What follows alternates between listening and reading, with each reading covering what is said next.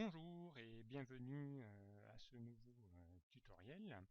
Aujourd'hui donc dédié à l'application Excel et plus précisément aujourd'hui donc à la création d'un graphique. Un graphique eh bien totalement particulier aujourd'hui puisque je vais vous montrer comment réaliser un graphique donc à partir bien d'un document, voilà, d'une revue que j'ai vue il n'y a pas si longtemps que ça et qui a représenté donc ici, voilà, je vous ai fait un petit extrait, voilà, ici est représenté ici ce que j'ai vu dans mon quotidien. Donc c'est une image, hein. Et ici, bien, la particularité de ce graphique, c'est qu'il est représenté sur 4 axes, qui est vraiment plutôt rare, puisque généralement on va créer des graphiques style courbe ou histogramme avec 2 axes, voire 3, pourquoi pas s'il y a un axe secondaire, mais 4, c'est vraiment très très rare.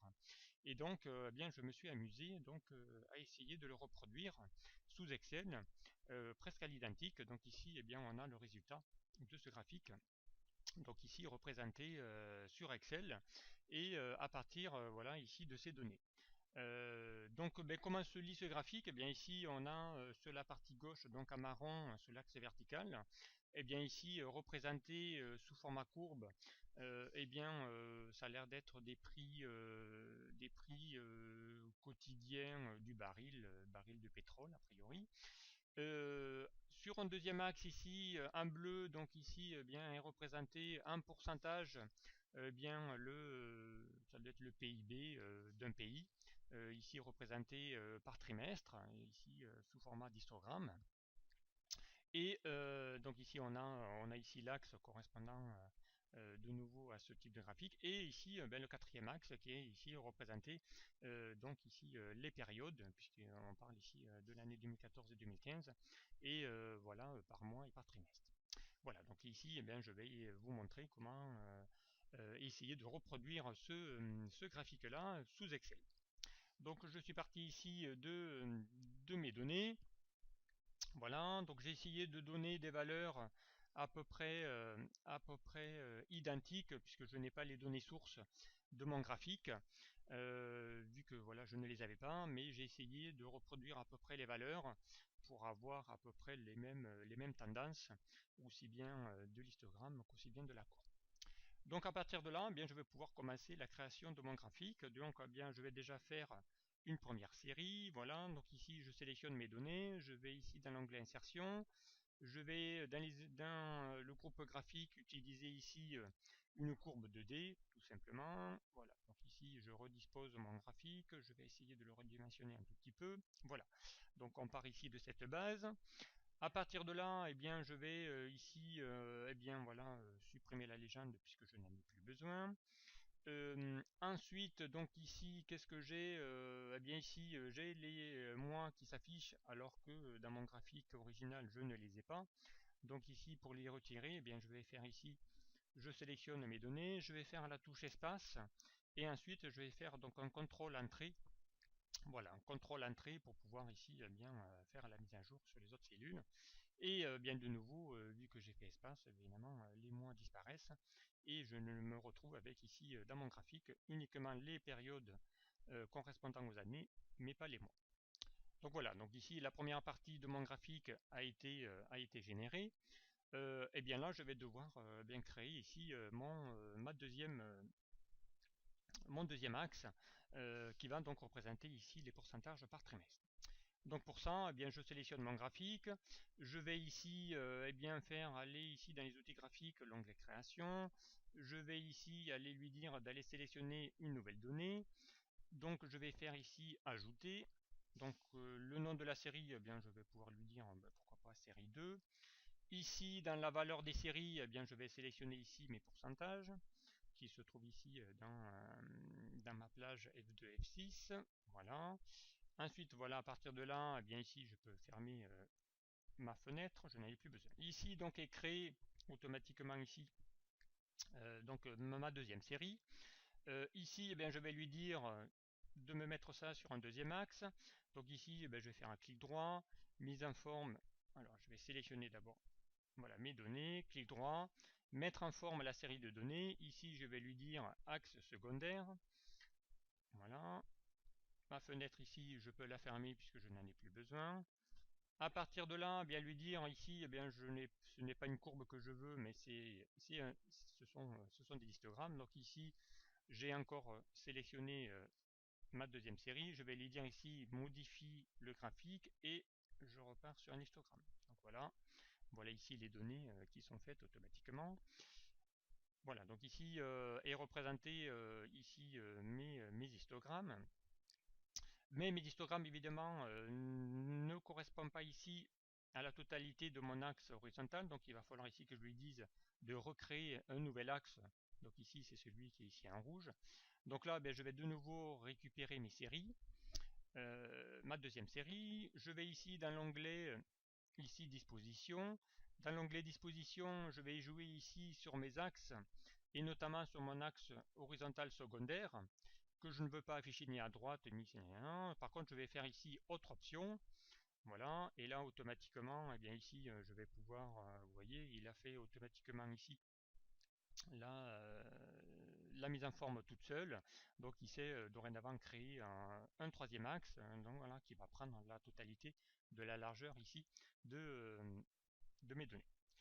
Voilà, donc ensuite à partir de là, eh bien je vais pouvoir ici, pourquoi pas, fermer ici mes données. Donc à partir de là, eh bien je vais ici pouvoir encore de nouveau remodifier un petit peu ici mes données. Donc ici c'est mon axe secondaire. Ici je vais pouvoir modifier ici mon axe par rapport ici à mes données. Alors ici je vais faire, voilà, je vais d'abord sélectionner mon axe correspondant ici à ma voilà, mise en forme de l'axe. Ici je vais lui dire ici que je vais remodifier totalement ici mes données de mon axe. Ici pour que ça corresponde exactement ici à mes données, donc ici c'est moins 4. Voilà, ici je vais lui mettre moins 4 qui est ma donnée ici minimale. Ma donnée ici maximale, elle est montée à 8%, donc ici je vais mettre 8%. Voilà. Ensuite, voilà, couleur du trait, je n'en veux pas puisque je n'ai pas de trait, donc ici je vais lui mettre aucun trait. Voilà pour cette partie-là. Voilà ici pour la partie de l'axe, ici correspondant ici à l'axe.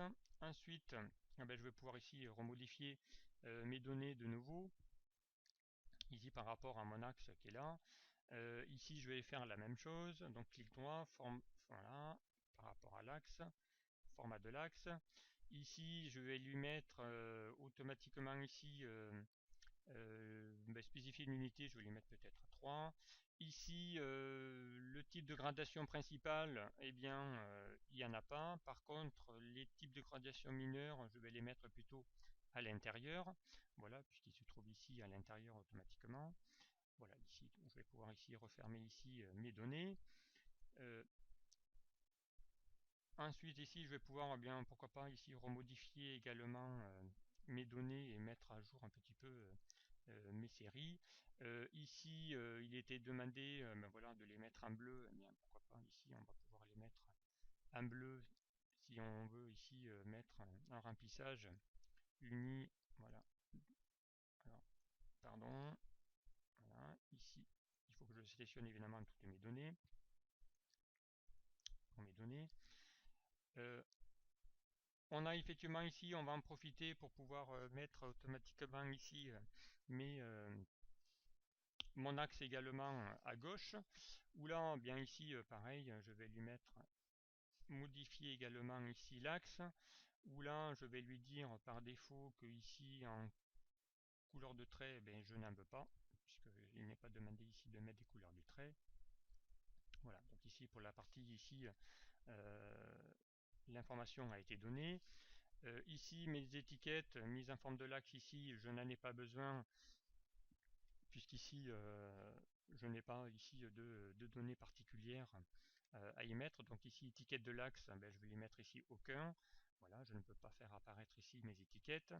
Donc ici, je les supprime. Voilà, et bien, le graphique est maintenant presque finalisé. Maintenant, on va essayer de mettre en forme un petit peu toutes ces données là. Donc ici je vais faire en sorte que mes valeurs ici, donc une couleur de fond à mon graphique. Donc ici bien je vais lui sélectionner une couleur de remplissage plutôt bleu. Alors bleu voilà, plutôt de ce coloris là. Ici à l'intérieur de ma zone, eh bien je vais lui faire ici également la même chose. Donc ici une couleur de remplissage aucun, voilà, pour que ça devienne transparent. Voilà. Ici bien je vais lui faire également ici mes zones. Ici lui dire mes contours de forme, je vais les rendre un peu plus épaisses. Voilà, peut-être pas autant, voilà. Et je vais lui dire ici de couleur blanche, puisqu'elles sont ici de couleur blanche. Voilà ici pour cette partie-là. Ensuite, bien voilà, il y a juste de la mise en forme à faire. Donc on va essayer de mettre de la même couleur ici mes données. Donc ici, forme de remplissage, on va lui donner une couleur, voilà, qui s'y rapproche à peu près. On va également mettre la même couleur ici dans mes étiquettes. Voilà, on va essayer de le mettre en gras, pourquoi pas. Ensuite, même principe que ma courbe. Donc ma courbe ici, pareil, je vais lui mettre ici une valeur aussi de remplissage. Donc là, c'est plutôt marron. Alors, on va lui mettre ici une couleur marron. Voilà. Ici, je lui spécifie ici donc le contour de la forme marron. Alors, il faut que sélectionner évidemment toutes les données.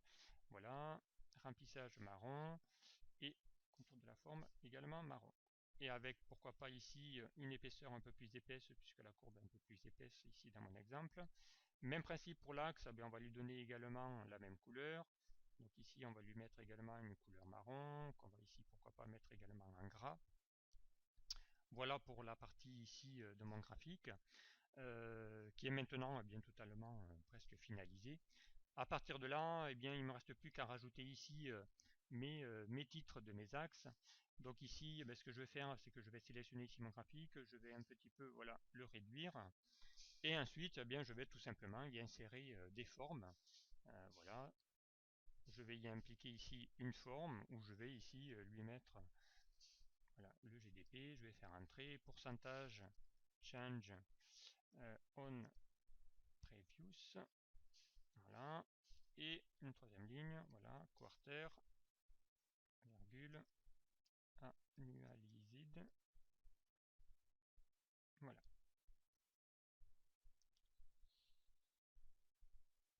Voilà. Et ça, bien ici, je vais lui dire ici, tu vas te mettre un alignement droit et utiliser ici une police de caractère bleu, la même que j'ai donnée tout à l'heure. Et pourquoi pas ici un gras, avec ici une couleur peut-être un peu plus épaisse, voilà, pour le titre. Voilà ici pour cette partie-là. Ensuite, on va faire la même chose. Donc ici, je vais insérer de nouveau une nouvelle forme zone de texte que je vais mettre ici sur la partie gauche. Et là, je vais taper le texte qui apparaît. Voilà, price. Voilà. Donc dollar par baril. On va mettre ça en anglais. Voilà. Et là pareil, donc ici alignement plutôt gauche et une police de caractère voilà, plutôt marron, pardon, voilà, une police de caractère plutôt marron. Et ici pareil, on va mettre un gras et je crois c'est même en italique. Voilà, donc on va essayer de reproduire à l'identique ici les données. Voilà, donc ici on a ici notre graphique qui a été donc représenté voilà, identiquement à peu près, donc ici représentant ici tous mes axes correspondant ici à mes données. Voilà, bien j'espère que ce tuto vous aura plu et vous aura surtout appris à créer un graphique avec représentant 4 axes. Voilà, merci de m'avoir suivi, puis à très bientôt sur un prochain tuto. Au revoir.